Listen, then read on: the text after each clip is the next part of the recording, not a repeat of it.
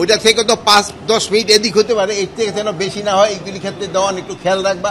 আপনারা খেয়াল রাখবেন যেন যাত্রীদের কোনো অবস্থায় ভোগান্তি না হয়, টাইমলি ছেড়ে দিবে।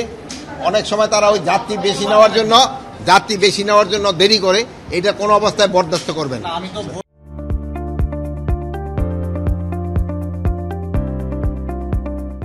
জুনের 1 তারিখ থেকে মানে এই এখন পর্যন্ত মানে আমাদের এখানে থেকে লঞ্চ টোটাল ছেড়ে গেছে 824টা লঞ্চ।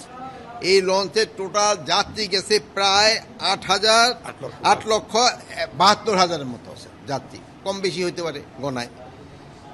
আর ওই আগমন করছে আবার ওদিকে লঞ্চ 600টি, যেহেতু অনেকগুলি আছে এখন আইসা পৌঁছতে পারে নাই।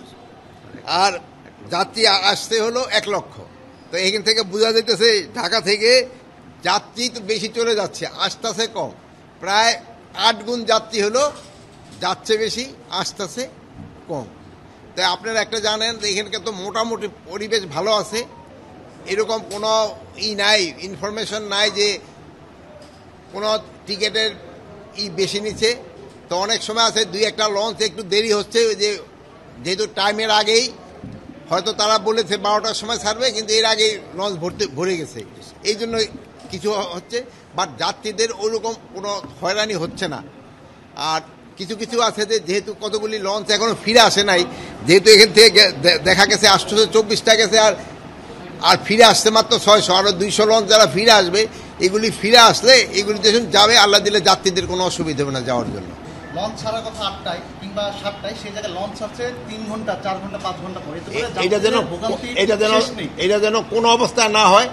এখন থেকে যেই টাইম দিব ওই টাইম থেকে ওই টাইমের ভিতরে ছাড়বে, হয়তো 5 মিনিট 10 মিনিট এদিক সেদিক হতে পারে, বাট এর চেয়ে যেন বেশি না হয়, যেহেতু অনেক দূরের যাত্রী।